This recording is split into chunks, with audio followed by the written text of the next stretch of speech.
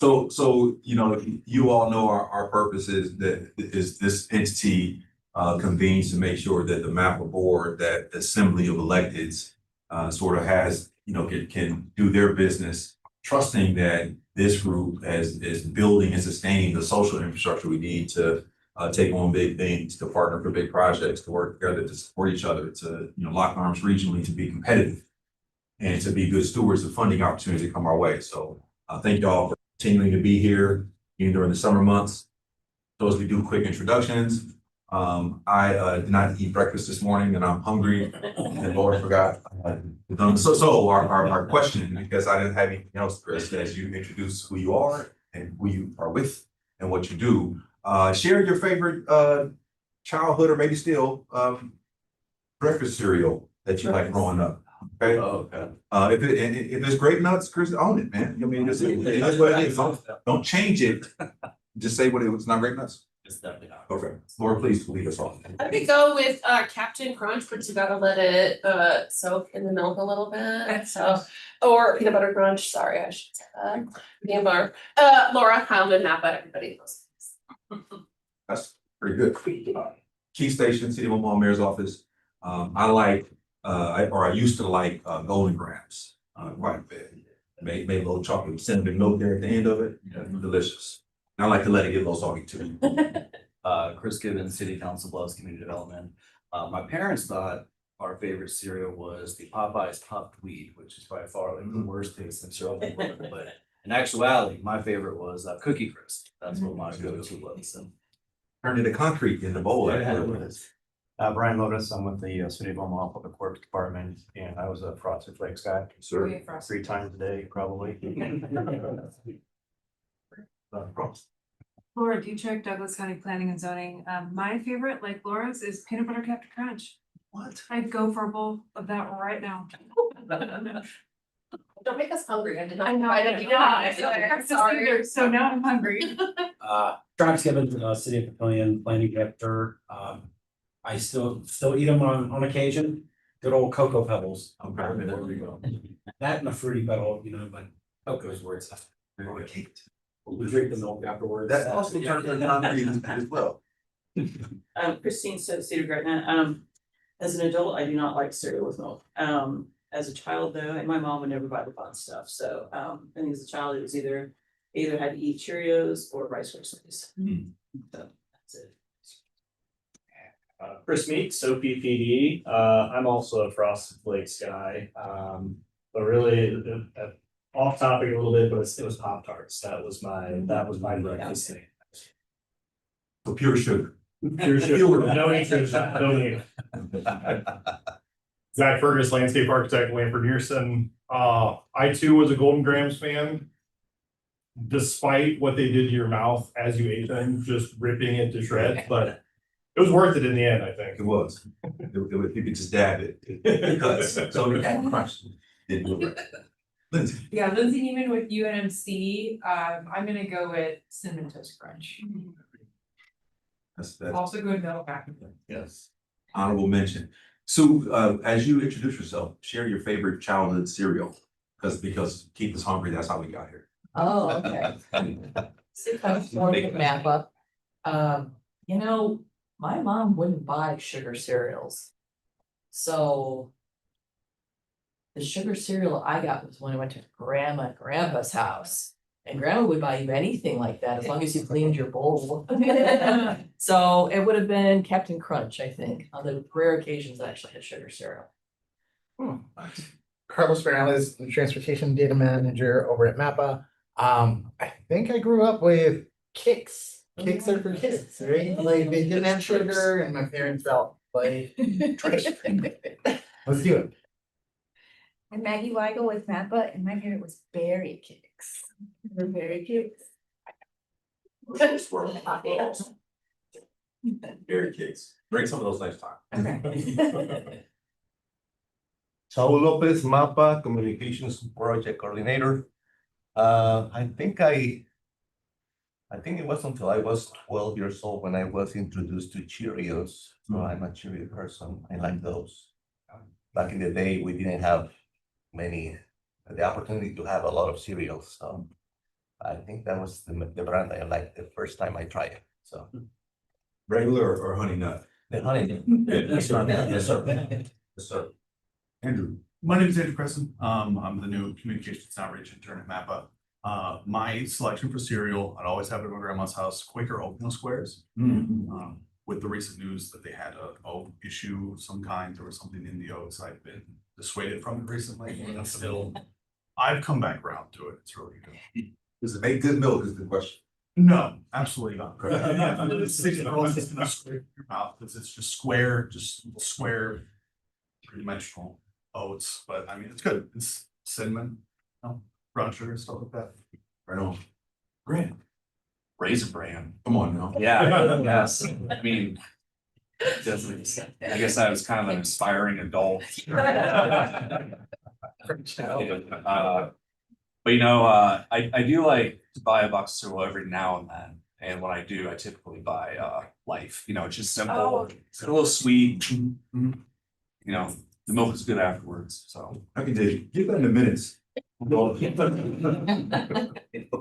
Dr. Hughes, please go next. Good morning, this is Dr. Hughes. I am the director over at Douglas County Health Department, and we did not do fancy cereal growing up much. Sorry about the phone ringing. I would say that a treat was if we got frosted mini wheats, but as an adult, I regularly, like in secret, steal my kids' Cinnamon Toast Crunch because that's Yes. Very nice. Mike. Sure, Mike Helgerson, MAPA. We had a lot of Raisin Bran in my house, but for some reason, my childhood memory of cereal is King Vitamin. I know we Yes. always had King Vitamin. The weirdest Yes. cereal box. Yeah. Shout out to King. I thought that, is there one? King Vitamin, yes, sir. And shout out to Frankenberry Crunch and what's the bear? The singing bear. The can't get enough Super Golden. Yeah. But that's great. That is good. Yeah, those are pretty good. Well, thank y'all for sharing that. I feel like I know you all so much better, and that's important. Yeah, honeycomb crunch. Yeah. Yeah, and shout out to the folks who had pure sugar and the folks who had fiber and bran. We can discuss that later, but well, thank y'all. And I don't do we have quorum? Nope. We do not have quorum, so that, well, I see Ashley coming in, right? Will she make quorum? Okay, all righty. Well, we will not be able to approve the minutes from June. Please, if you haven't already, take a look at those minutes. Those minutes are first of all done very timely and done very thoroughly and well. So thank you, Laura. Please take a look at those and let's be prepared to approve those next time. We had a very informative meeting in June. And so the first or the next order of business will be Grant Maggie talking about the Regional Comprehensive Economic Development Strategy, or SIDS. morning, everyone. Since we're kind of a smaller group, maybe it's okay if I just stay seated and keep it casual. I wanted to introduce Maggie Weigel. She's been with MAPA about 6 months, and she's been doing a lot of behind the scenes work to update our 5-year sets, which I'm here to talk about.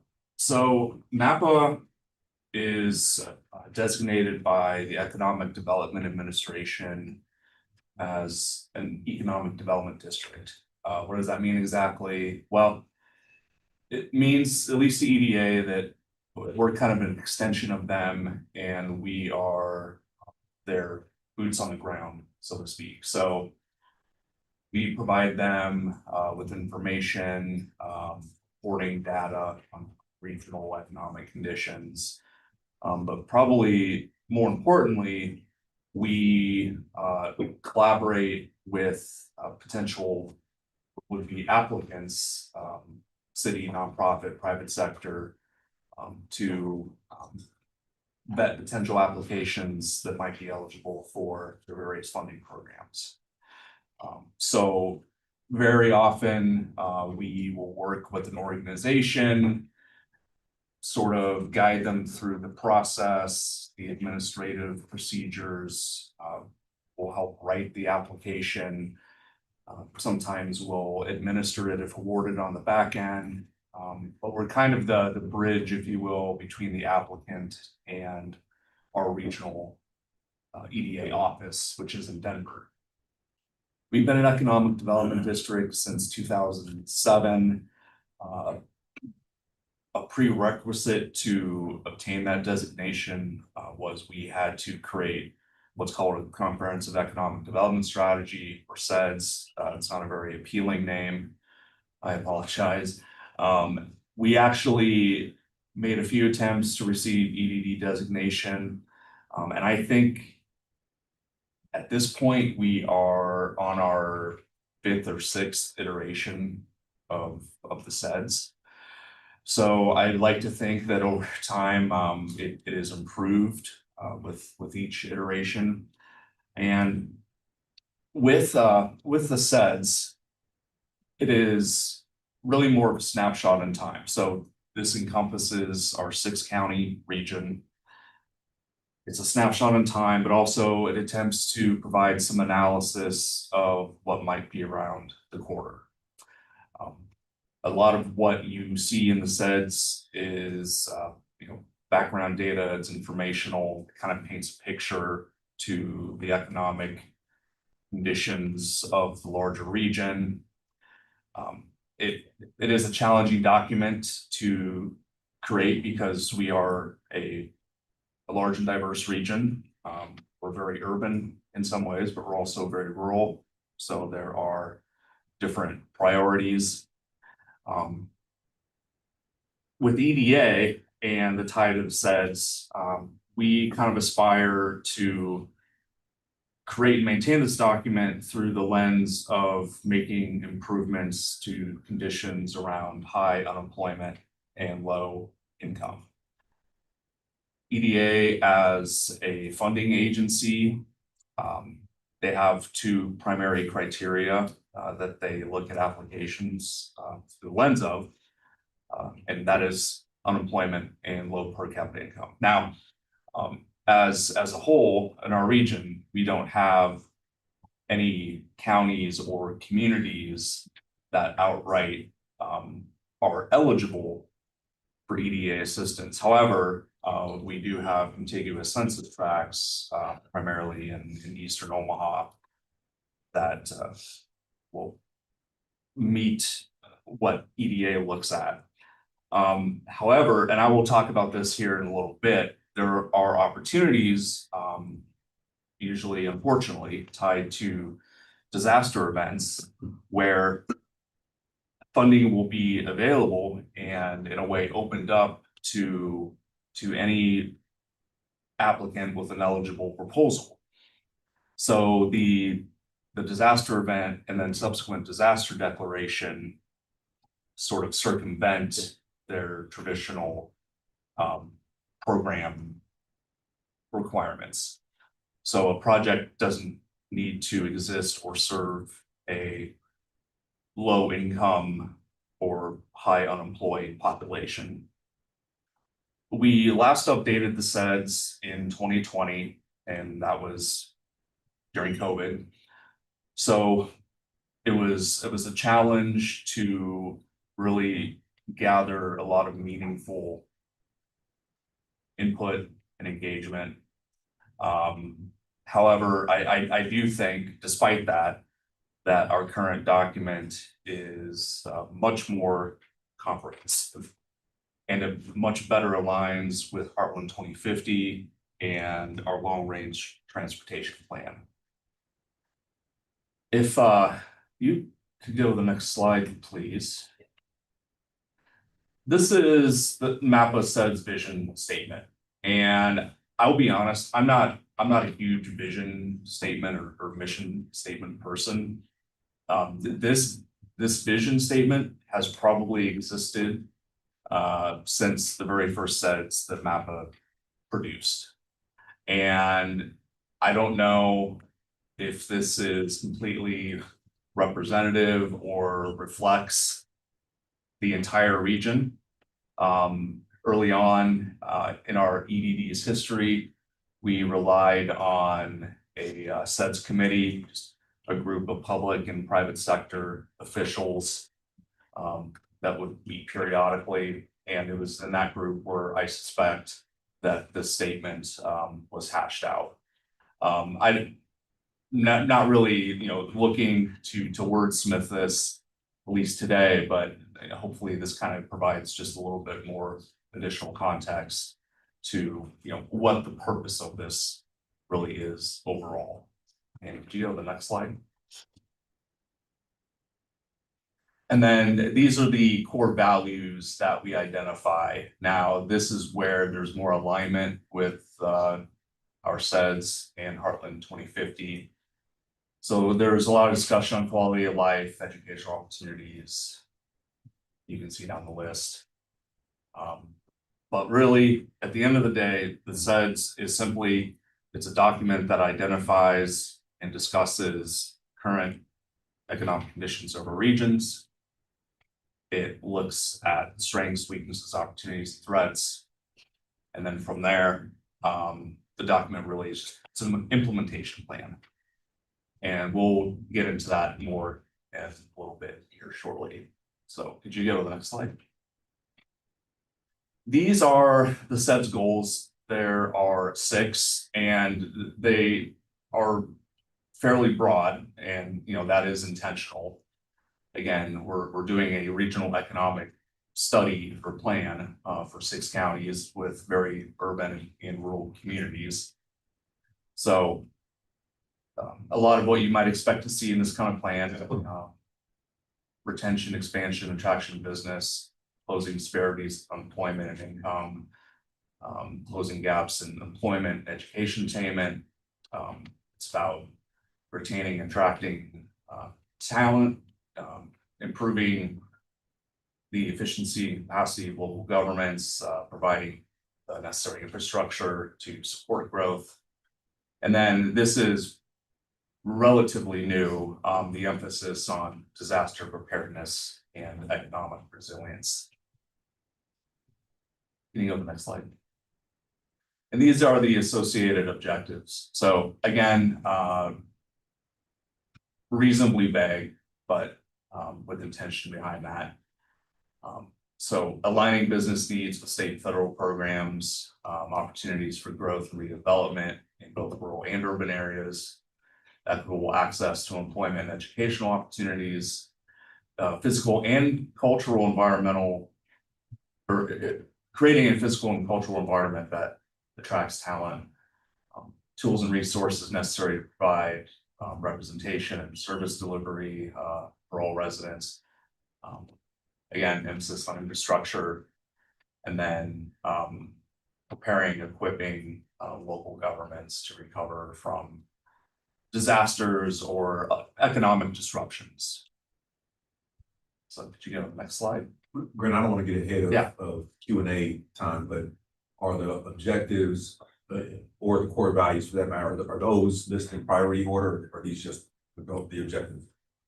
Those are just the objectives, Okay. and they're ranking or order. There's no rhyme or reason behind that. No. Thank you. So I would say that for a long period of time, the SEDS has been,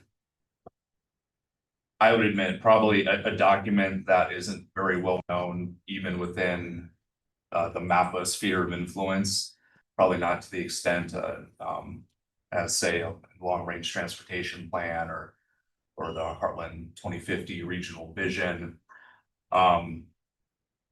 Probably, I would suspect that's because even though this is a public document, the general public, John and Jane Doe, aren't necessarily the target audience. So this is really a document that speaks to and wants influence from local governments, economic development organizations, community-based organizations, nonprofit and private sector folks. So you know that's who we're really targeting and trying to speak to as we create this document. We are currently updating the plan. I would say most of the raw data the kind of introductory piece is done or near complete. Now we're in a phase of, you could say, engagement or outreach. And instead of creating a committee that may or may not be completely representative of the entire region, we kind of found it might be a better strategy to just meet people where they are. RPAC is one such group. You meet regularly, you represent different communities, and you have a kind of a shared or collective reason or rationale for why you participate in this group. Yesterday, for instance, I took part in a strategic planning session with the Latino Economic Development Council. Their board was going through strategic planning. I was there along with a consultant that was facilitating that process. And I took that opportunity to talk about this plan, this process, and to adopt and incorporate their goals for economic growth and prosperity in this plan. So again, it's more just meeting people where they're at and trying to get as much input and being out in front with as many people and groups and communities as we can. Because again, it's hard to say that, you know, we're really making this as representative as possible. And it is a challenge. But one way that we're looking to solicit information is through a survey. And I understand people get planned out, they get surveyed out. But you know, if I could think of a better way, I might be nominated for the Nobel Prize. But so I wanted to really just kind of go through this draft survey. Now, I say draft because we're really looking for just some outside feedback and then some internal feedback as well. So Maggie and I have put this together. It's really just kind of a different iteration of a previous survey mixed in with what we've seen some other regions do. But hopefully you can kind of see what we're trying to get at, and any comments or feedback or critiques that you have, we will gladly accept those. But if you could scroll down a little bit, Laura. So, you know, we're looking at information on resources of financing, which type of entity do local governments utilize or lean on for economic development? How are those projects traditionally financed in communities or organizations? You know, we ask for respondents to identify tools that they use to incentivize or facilitate economic development. You scroll down a little bit more. And then this is where we ask for information on just projects and priorities.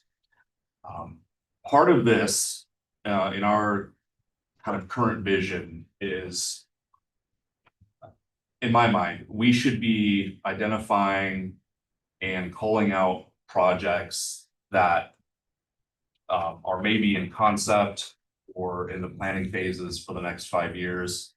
For one, it's, in my mind, in my view, very advantageous to have on deck projects that might be eligible for any kind of state or federal assistance. It doesn't need to be EDA exclusively.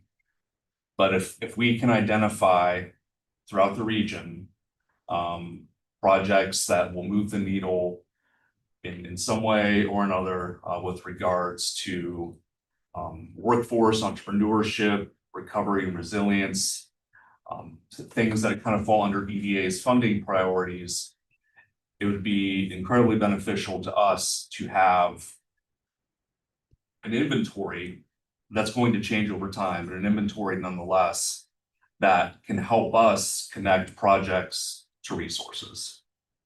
So that's why we're asking about projects that are both currently underway and in a concept phase over the next 5 years or so.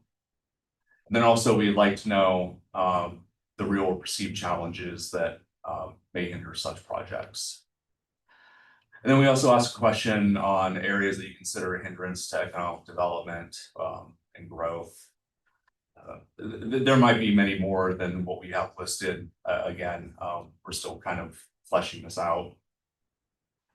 We asked some questions on the kind of metrics or data that communities monitor or collect.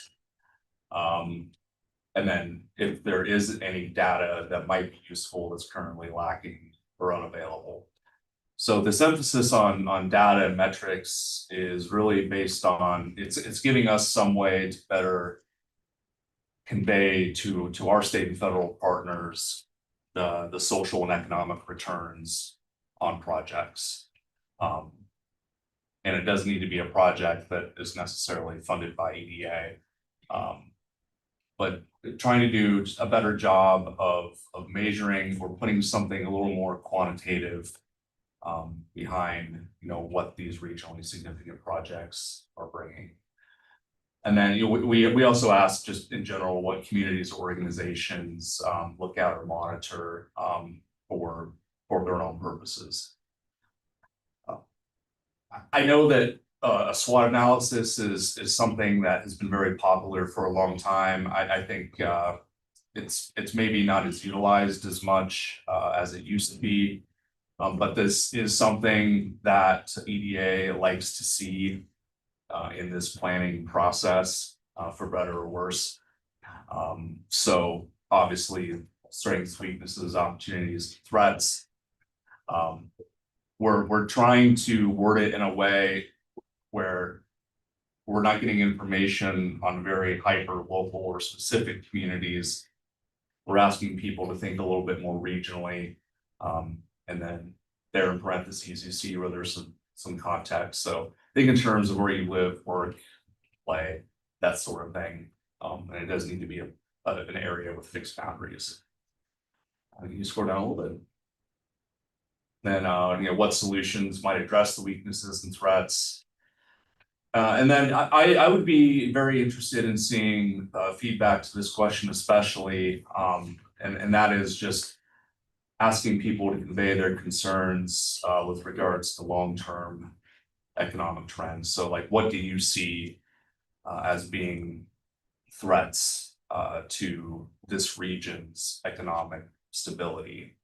And I will say, like, a common theme throughout sets of years past is that the Omaha and Council Bluffs greater metro area has had a pretty resilient economy. If you look at the housing crisis and the after effects of that, like compared to the US, like our metrics were much healthier than what you saw at a national level.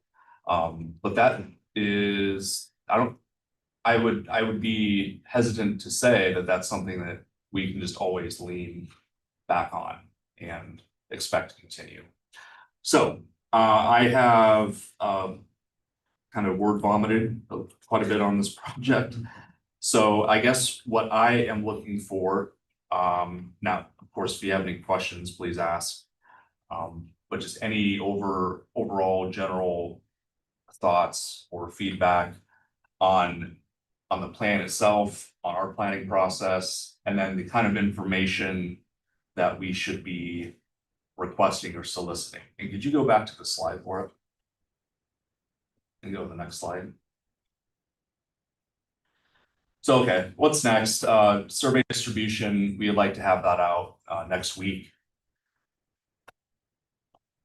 And then we'll follow that up where we feel it's necessary. So we'll probably ask to facilitate some focus groups, interviews or discussions, and then like to have a reviewable draft this fall. And that's something I would like this group to be able to review and provide comment and feedback on. And then we're looking to formalize adoption and submit to EDA by the end of the year. So I'll pause there. And if there's any discussion or questions, very happy to talk about those. What's gonna be your approach to get this survey distributed? Well, probably the same approach that we used, send a blast to any of our partners and stakeholders, so. You know, the Heartland 2050 group, our departmental distribution network. You know, I would also ask that this group and others just help promote it and distribute it as well. I've just found that sometimes people are more inclined to participate in something if they're being asked from someone that they know and work with. You know, I don't know and work with everyone that might touch this survey. Grant, and Maggie, this is good stuff, something come to mind for me. So the timing is interesting because City of Omaha is doing their comp plan. Yep. I think Bellevue is as well, right? I believe so. I feel like, and then the Greater Omaha Chamber is doing a regional economic development thing of some sort. And then I know the Port Authority will be doing this kind of thing. So the timing there's momentum in other spaces to align and again, not make it too homogenous, but we are in a time where economic development is being teased out in our respective jurisdictions to kind of operationalize and strategize. You know, our mayor is talking about, Mayor Ewing is assembling these task forces to take all the plans that have been developed and again, turn them into implementation. Like the plans are great, but what are we gonna do? And so economic development is one of those 7 tenets, if you will, for the task force he's focused on. So I think that the timing of a regional comprehensive economic development strategic plan is to the advantage of this project. So I know that we are happy to help and you know, make sure that we can not be redundant if we don't need to and have it nuanced where it also needs to be. The other thing I just want to, not that I need to say it here, but again, the reason why this group and our work together is important is because this is asking for projects, you know, that are happening and what's, you know, forecast in 5 years. And I'm not an economic developer, but I know how some of y'all think. And so some of that is kind of like this. And so what makes us want to share those things? Maggie, how are you going to get that out of Chris? You know, so that he doesn't say, well, I ain't telling them because they're. To be official, I guess, announce. Right. Yeah. So that's just important to, I think the underlining theme here is this is, you know, for our regional collective growth. So that's just important to just bear in mind. So this is good stuff. I am going to leave. And pardon me for, I don't mean to take over your portion, Grant Maggie, but so 2 things I want to say real quick. We're going to have a big announcement regarding affordable housing. If you don't already know, you probably don't know soon. And that's exciting and that's pertinent to this group because we're working, that's one of the things we're working on together is expanding affordable housing. And so we have a cool thing that's going to be announced here. So I'm gonna leave. And Chris, don't forget to get Ashley cereal. And for the folks who have joined us, get that crucial information. And again, if we can support this through the city, please let us know. And also, Grant, if you could please talk about engine if there's time. Yeah, sure. Okay, see you later. So just one other thing I'd like to mention, in the meantime, if you can click on that link, Laura. I mentioned EDA grants and funding. Oh, did I? Did it not? I'm just saying it's hard to be kind of Oh, okay. do it a little bit different. Sorry. Okay, EDA, as a granting agency has 5 funding priorities: infrastructure, workforce, entrepreneurship, resilience, and manufacturing. I mentioned before, a problem we run into with EDA is that conventionally, to be an eligible applicant, you have to be in a geography or serving exclusively a clientele or beneficiary that is either high unemployment or low per capita income. And we just don't really see a lot of that in our region, except for at the census tract level. However, when there are disasters and then subsequent presidential disaster declarations, eligible entities can apply and not have to worry about, showcasing how you're addressing unemployment or low per capita income. So it's kind of a way to circumvent their traditional requirements. And in the past couple years, I don't remember the exact number, but every county in our region has been included in at least one presidential disaster declaration. So all that really means is, at least for the time being, there is a stream of money available to communities that have eligible projects. And we exist in the Denver region, which I think encompasses 10 states. And EDA is a program that we have successfully utilized and obtained funding for some of our partners over time. But we like to be a little more advantageous, and it's really just getting the word out and providing information and sort of demystifying some of the process. So anyway, there is currently a disaster supplemental grant program. There is no deadline. It is just until the money has been obligated. And there are 3 sort of, I guess they're called paths, that you can apply under. The NOFO, the Notice of Funding Opportunity, 67 pages long. I don't expect anyone to read a document of that size, but we made an attempt, Maggie and I, to condense it into a 2-page document. So I know that the slides and materials are usually sent after the meeting. If we'll include that 2-page summary. And then we've also prepared a 1 to 2 page questionnaire. So if you think you do have a project that is eligible under one of these paths, and you would like MAPA's assistance to help with an application, please just complete that questionnaire and return it to us, and then we'll reach out to you. So one other thing I'll say is, in my experience, EDA is a very good funding partner.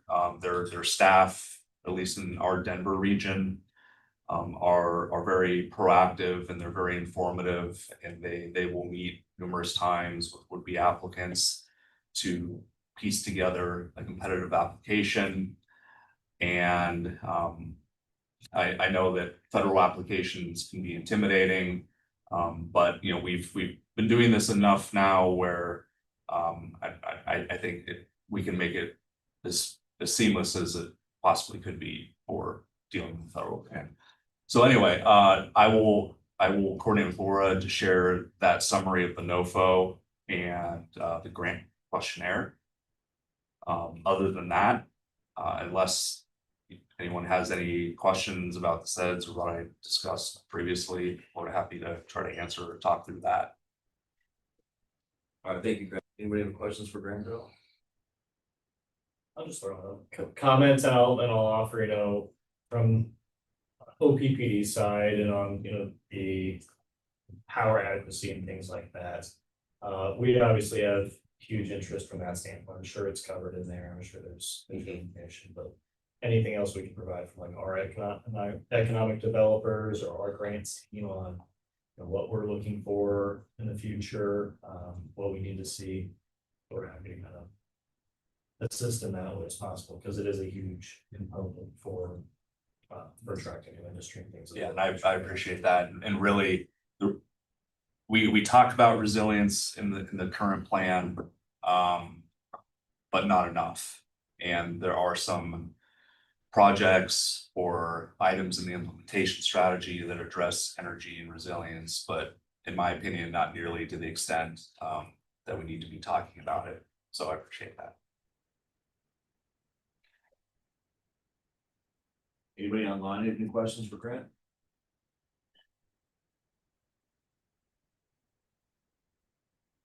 All right, haven't heard none. We'll continue on with business then. So next up, we have additional business. This is our Heartland 2050 community updates. First one up is engagement. Ashley, you're up. No major updates right now. I'm just planning for our next meeting, which will be this month. Sorry, all the months are running together. Where we will be talking about, we make Omaha, so the current comp planning, and then also an update for Gretna's completed comp plan. So our hope is, again, just to engage our membership around why they should be involved in Remake Omaha, and again, a lot of the things that are happening across the region, so that's. Your committee still looking for members, or you guys? Yes, asking? always. So yeah, we meet normally here, and then the second, oh my gosh, I'm sorry, my brain is not that now. The second Tuesday, every other month. 3:30.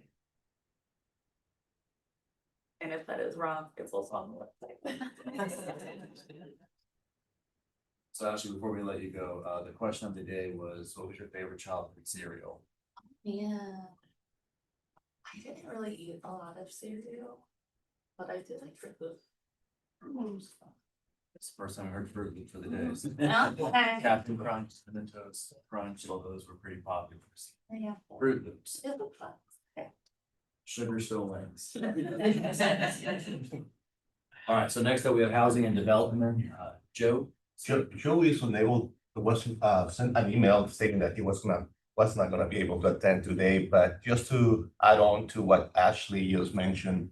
We're working with the Douglas County Emergency Management Group as well. They're gonna come in that day. They're gonna present information on how to implement a neighborhood plan in order to help the communities. I really believe that after what happened in Texas, we're pushing on having the emergency management group to present at least once a year before our groups or committees, just to remind us of what we need to do and prepare for.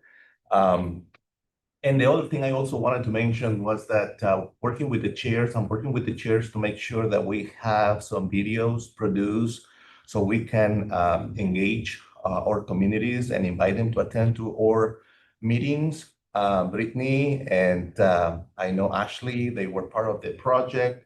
I know that back in the day, Ken Holm with the Natural Resources Group came and also did a short video.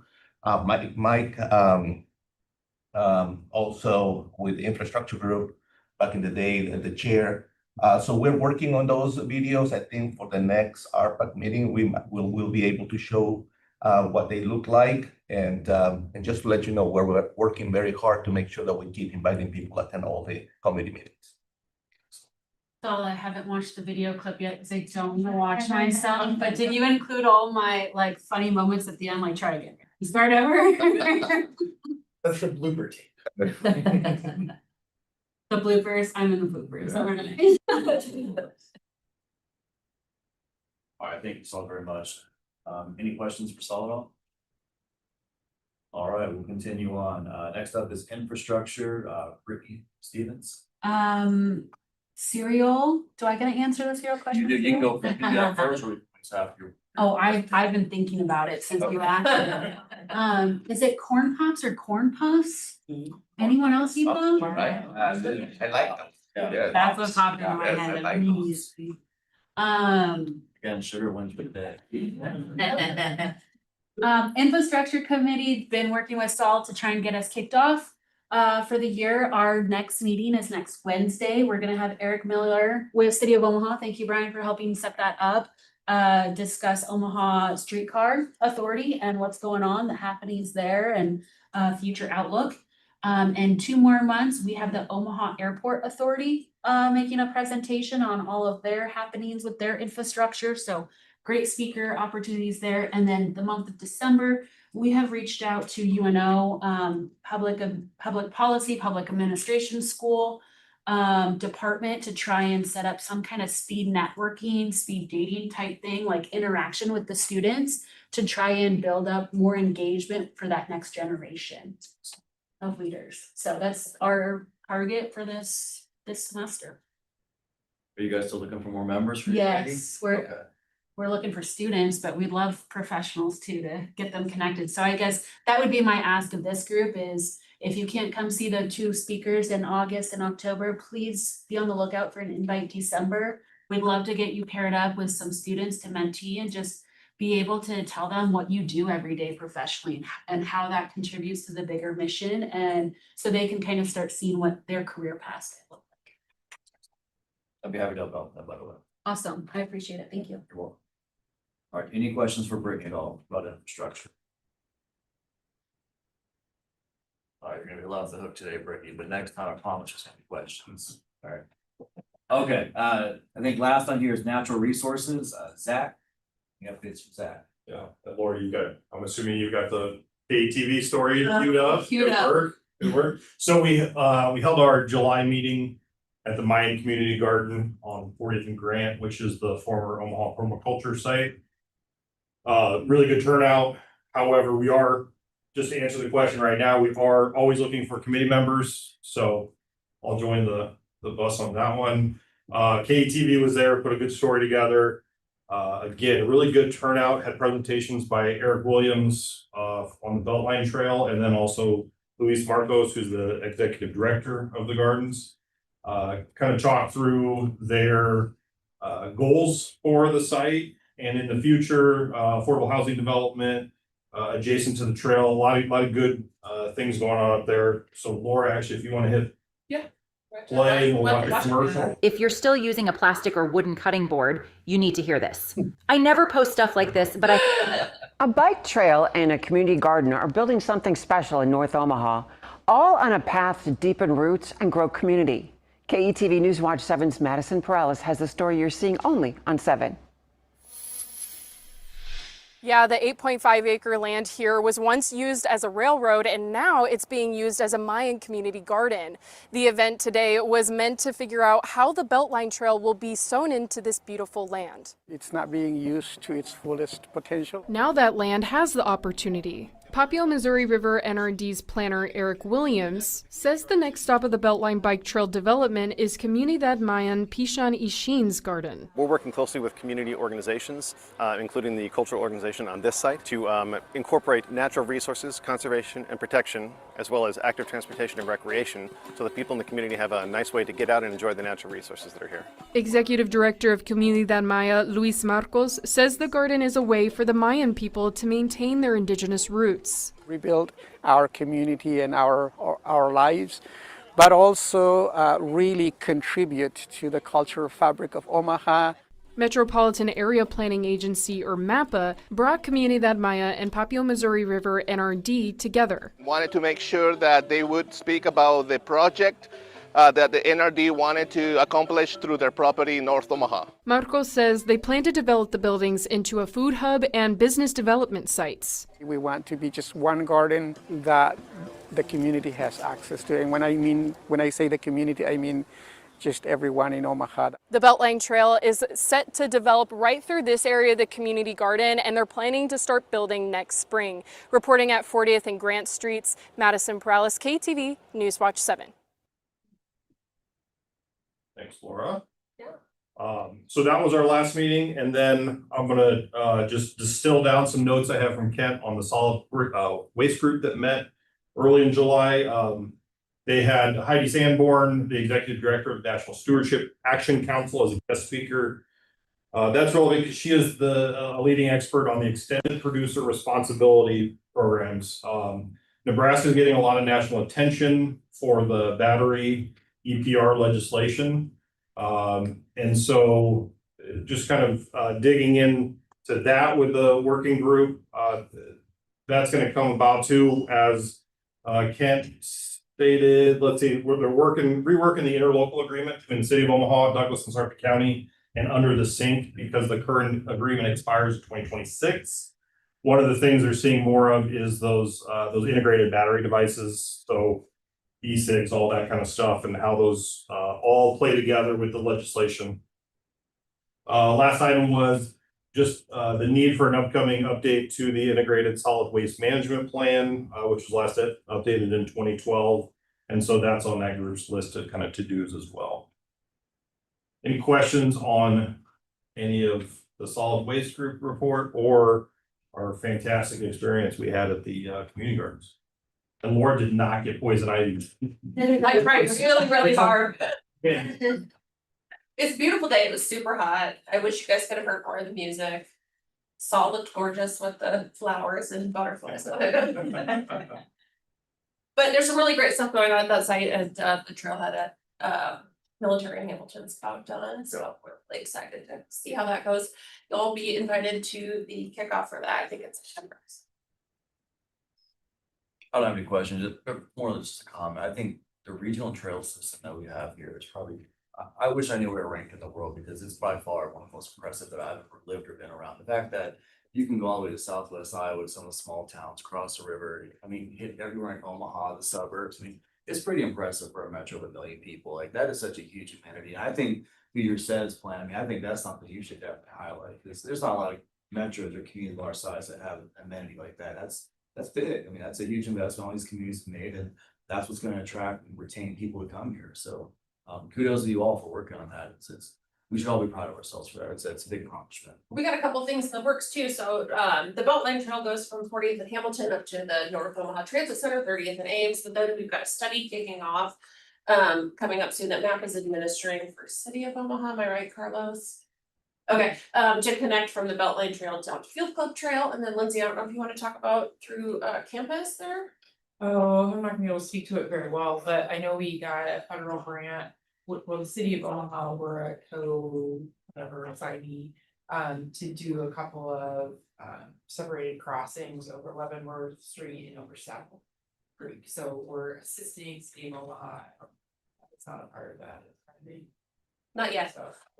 We're in the central cog. You cannot get your federal funds without us. Perfect. So we're always involved. Always involved. So that's exciting. I think grant is received, but it's gonna take a lot of planning to be able to get to seeing it happen. But Yeah, I feel like these are the two big connection points that are kind of. so we'll connect our campus over to the new Edge District, and then up to, I think it's gonna go up to Fargo, or is it Dewey, or Dewey, would be the Dewey would be the connector west.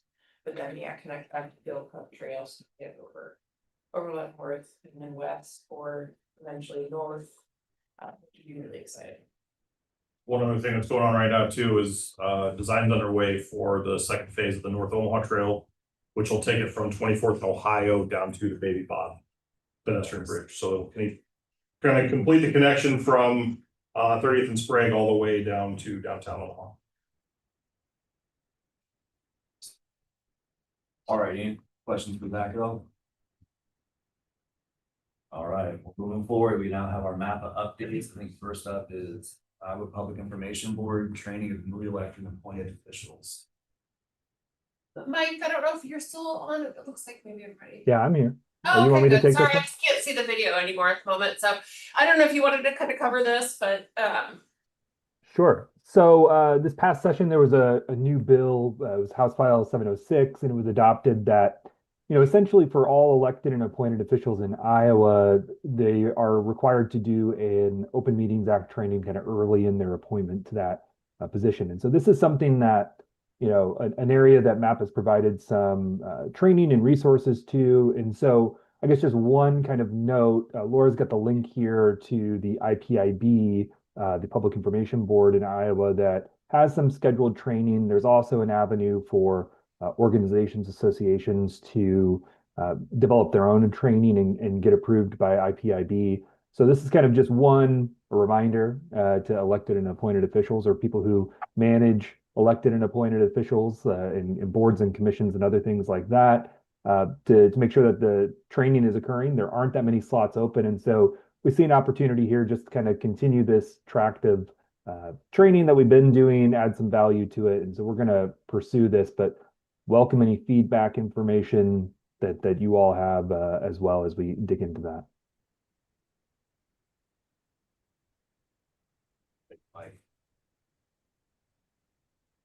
All right, the next up is Transformative Regional Investment Prioritization Systems Project. That was a lot to say.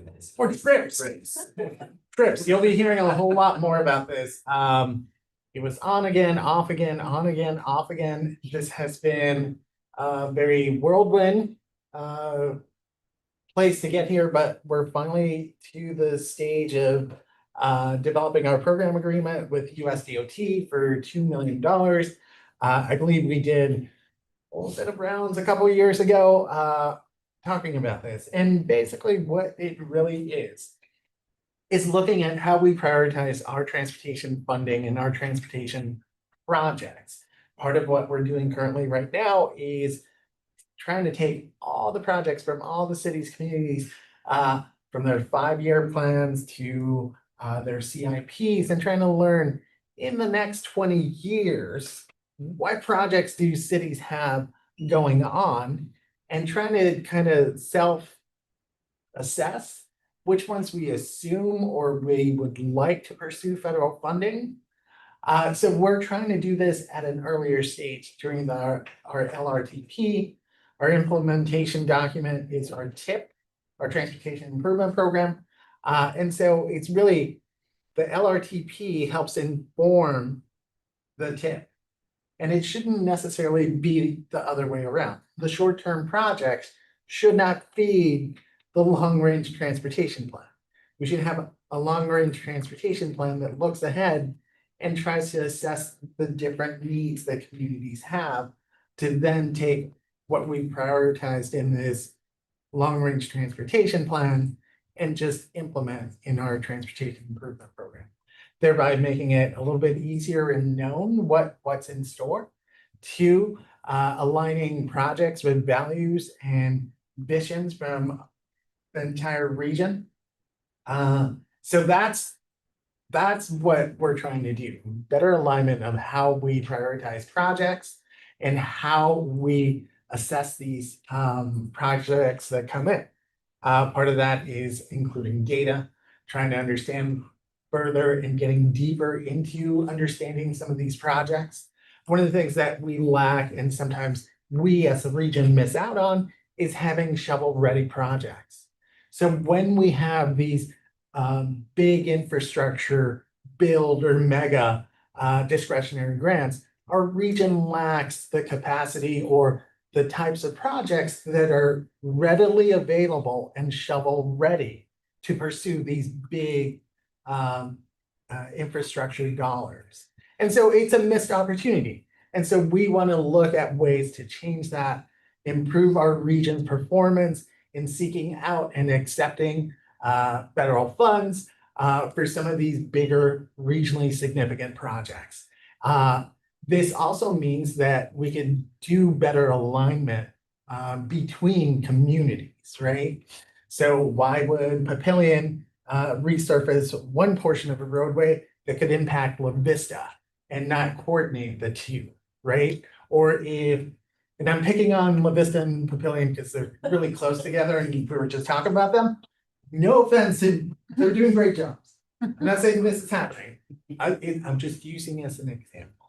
That we have a lot of neighboring communities where one community might improve a roadway to a 3-lane section, but right on the county line, it functions more as a 2-lane county road.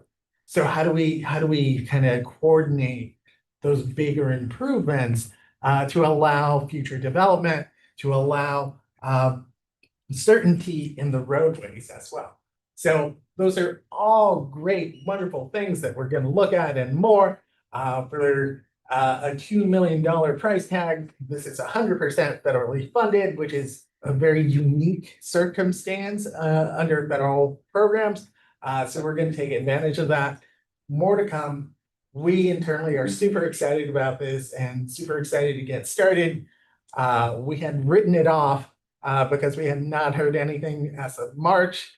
And then all of a sudden, 2 weeks ago, through the wonderful efforts of Mike and his email ready campaign, these funds were released and program agreements are underway with USDOT. So super excited.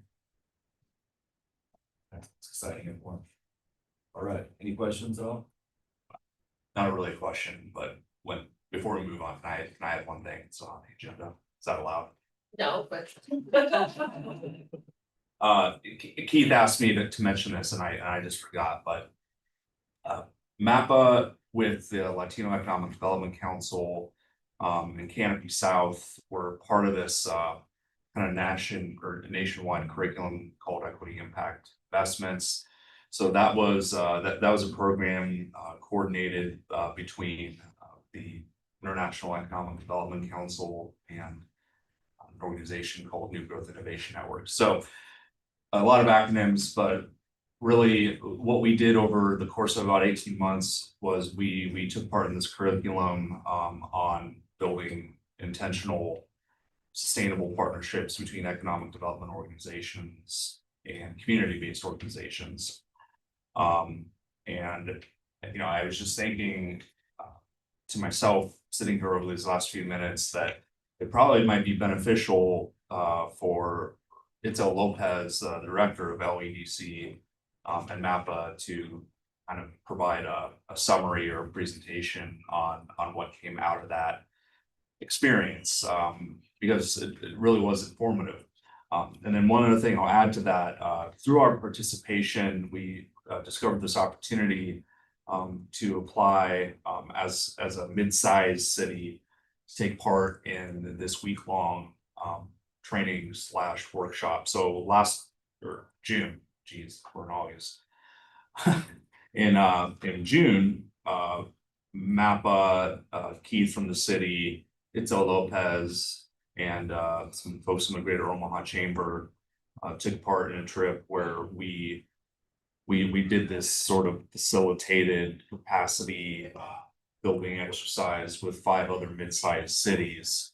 And the goal around that was to develop city regional strategies to help build or create wealth for individuals and, you know, other groups that historically have not been able to build wealth. So just sitting here thinking, Laura, Mike, we can talk offline, but I think that might be a good opportunity, or, you know, I think we should kind of present or write up a debrief or a white paper, whatever you want to call it, and maybe speak more on what we experienced and learned from the equity impact investments and then our mid-sized cities trip to Cleveland. So one other thing, and I promise I will quit talking, I just forgot to mention, any interest in the EDA grant, they do match it under the disaster supplemental award. That's 80-20, so that's 80 federal, 20% local. So again, I meant to cover that, but I just forgot. So let someone else talk now. Thank you. Well, building on that, so Grant mentioned one of the partners was the International Economic Development Council. And so MAPA is partnering with the Omaha Chamber and the Greater Omaha Economic Development Partnership to present this Regional Economic Development Summit. Our keynote presentation will be Dr. Del Gines. He is local, but is also the Chief Innovation Officer at IEDC. So we're really excited about that. He'll be doing the keynote. We're also looking for we're forward to a lunch panel with area mayors. Will be really exciting. A couple different breakout sessions, and then hopefully a happy hour at the evening if we can get that arranged. But then we think it's a really strong partnership. We're really excited about this. Kind of takes the place of our Heartland 2050 Summit, which is why I'm kind of letting you guys know as well. So registration is open now, and it's a $50 ticket with $25 for students and young professionals. So we hope everybody can join. We're really excited about that. Let me know if you have questions about the agenda or anything like that, but we'd love to see you there. And then the other event we have is MAPA's annual meeting for our Council of Officials. I wish I could get the screen sharing thing out of the way of my tiny URL, but that's coming up Wednesday, October 8th. It is a lot of fun. So this is MAPA's kind of annual meeting. We present our annual report at that meeting, just kind of give them an overview of our work over the year and kind of a preview for what work is coming up in I guess this fiscal year. Now we're already in 26, but go ahead and register if you're interested in that. It's always a lot of fun. We're up in Fort Calhoun at the Northern Lights venue. If anybody came to that presentation, we had Brooke Aiken with OPPD present at one of our council officials maybe a couple years ago now, but in relation to kind of this economic development work. So Ken will also be at our the summit as well, kind of focusing on AI, but presenting his whole topic. For the day, for our keynote, will be on AI and kind of what we can expect over that emerging technology and how to best integrate it into all of our work. But we also wanted this group to provide a little bit of context for Ken about what kinds of things you guys are thinking about. So we've got this survey, we're about ready to shoot an email out next week, so you'll see that as well, but this survey is just internal. We're gonna share this information with Ken. It would be great if everybody could grab the QR code and just let us know. It's just a couple questions about what AI topics are interesting to you, what projects you if you have any projects going on and what issues you're having using AI or implementing AI into your workflow. So we would really value that. I know Ken would really like to make sure that his keynote presentation is really focused on what local governments and community organizations are looking to do. Just to prepare to, we haven't quite publicized this yet, but we will also be doing a workshop the same day with Ken. That we'll just be able to get a little more focused and a little more in depth on some of those questions. So look for that. You guys are definitely among the invite group for that. So we're really excited about those couple things. We're What time is your meeting? We don't even know yet. We're not that far. Yeah. Sorry, Ashley, do you have a question? What time is the meeting? That'll be an evening meeting on that day. Yep. I don't know the exact time, but it will be, if you want to click on there, it'll tell you. That's how they get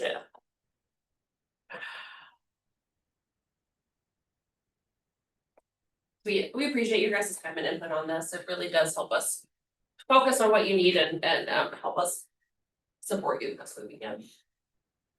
Thank you, Laura. All right, let's continue to move on. So next up is community updates. Anybody have anything you want to share with the group?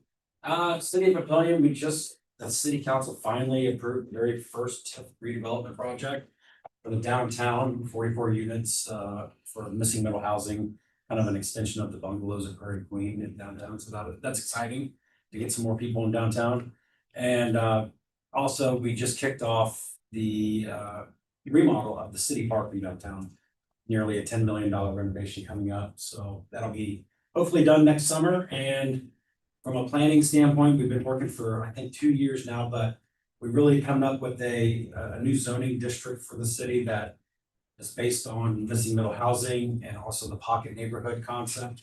Want to promote that for development, but with restrictions as well, but to try to get some more affordable housing and also get more housing variety. We're hopefully starting engagement with the development community this fall, and we've also had some discussions with our council committee members as well, but hopefully the next year we'll hopefully be able to get this wrapped up in a public hearing process. Go from there, and hopefully, we can get developers to take advantage of it. Welcome to the world of using TIF. Yeah. Any other updates from communities? For the city of Gretna, there's a new community, the city's actually getting ready to start construction on a new community complex.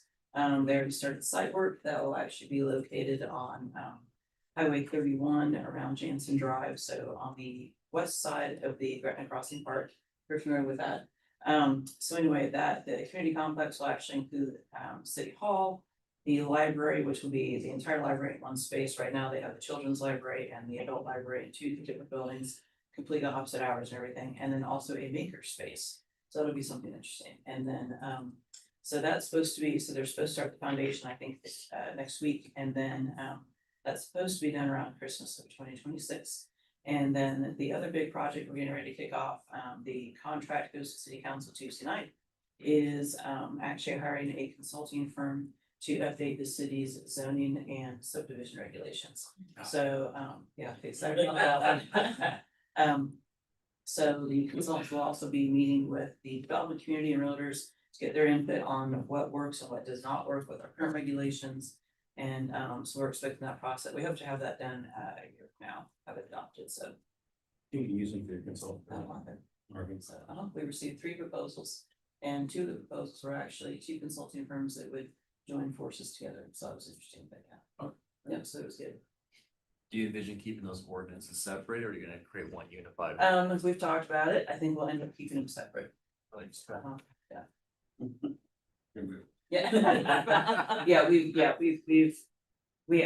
worked with 1 or 2 people that have actually done it both ways, and they actually, you would think it would work a lot better being together, but there were a lot of problems.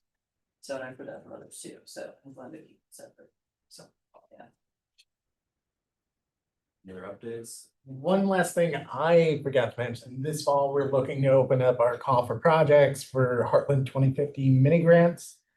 So sharpen your pencils, get your questions ready. We'll probably be opening up that call around October sometime. Right now, we're still on the fence and trying to assess if the other funding programs will open up. So. And just for anybody who's not familiar, 2 people from RPAC will sit on that project selection committee, so we will talk about that at our next meeting in October. But if you're interested in that, it's a really interesting look kind of behind the scenes at that project selection prioritization piece. All right, well, I guess I'll go next. So City Council Bluffs, our annexation has been completed. We're now all the way south down to the interchange into Mills County, so very excited about that. That's going to open a lot of opportunities for future industrial growth and development, both for Pop County, Mills County, and the City Council Bluffs. That process took about 6 months from start to finish, and I cannot tell you how happy I am that it's completely finished. So, I don't know about annexations in Nebraska, but it's a little tedious in Iowa to get some of those things done, especially when they're done as 80/20s. And the last thing I would just say, Keith mentioned earlier about all the comp plans being done. Right now, the City Council Bluffs is putting together an RFP. We're actually going to be soliciting proposals here in the near future to adopt a whole new comprehensive plan, as well as the downtown master plan. We envision actually having those as one integrated document. And looking forward to that. Our downtown plan is 22 years old. A lot of those goals and initiatives have been implemented, and so I think it's time to move forward with what is the next vision, like what is the future of our downtown. And our comp plan, we adopted that back in 2014, and that could use a refresher, but I think at the same time it'd be good to kind of, again, like what's the future vision of the community as a whole, and where are we growing, how do we want to grow, and get those answers from both. So we're looking very forward to that. I think it's going to take between 12 to 14 months start to finish, and if all goes well, we'll kick that project off January 2026. So we're all doing comprehensive plan together, it sounds like. Good planning, even though it wasn't coordinated that. I was gonna say, we can't skip Council Bluffs. I know there's so many updates that you guys have going on. There is. All right, that's what we have for now. Any other updates from the group? Anybody online have any community updates? You've heard from MAPA, so you don't have to hear from me. Mike might be the only one online. Okay. We do have an open period for public comment. We didn't get a request, and I don't see any members of the public here. And what are we trying to leave early today on a Friday and a beautiful Friday? Our next meeting is the beginning of October. And then as we mentioned, our annual meeting is the following week, Wednesday the 8th. Yeah, so. Just wanted to introduce Andrew, just to make sure that, Oh, we did it at the beginning, but yes. perhaps just to have him say a little bit about his background and Put you on the spot, Andrew. Oh, yeah. Best place to be. My name is Andrew Crescent. As I said, I'm the new communications and outreach intern at MAPA. Lived in the Omaha metropolitan area all my life. Went to Omaha Central, graduated from Brady University just last May. Really excited to start at MAPA. Very passionate about where I live. Obviously, we all are. I'm very excited to do whatever I can to help promote. I think Omaha is very unique in that it's the Omaha metropolitan area. It's, as a whole, is very unique in that it's very interconnected. We talked about trails. Trails are nice. It's very easy to get from one place to another and have that community still be represented, still feel like you're part of the same area. So I'm just excited to help MAPA however I can in promoting this community, because we do have some being here. Yeah, we're very excited. We usually keep our interns about a year, so it's great. We've got onboarding happening and training, so it's a lot of fire hose kind of information and acronyms all at once, as you guys are probably all familiar from onboarding new staff as well. But we're excited to have them. So it's always great to kind of grow local talent, especially when they want to stay around and they're really passionate about the area. So happy to have them. Welcome aboard. You got a great team of people you get to work with and learn from. So excited. Chris does like us. I do. He has a lot of good work. Okay, well, we're gonna have a form, we have to do a formal adjournment on this, so. All right, well, with that, everybody enjoy your weekend, the weather's nice, look forward to seeing you all again in October, so thank you for coming out.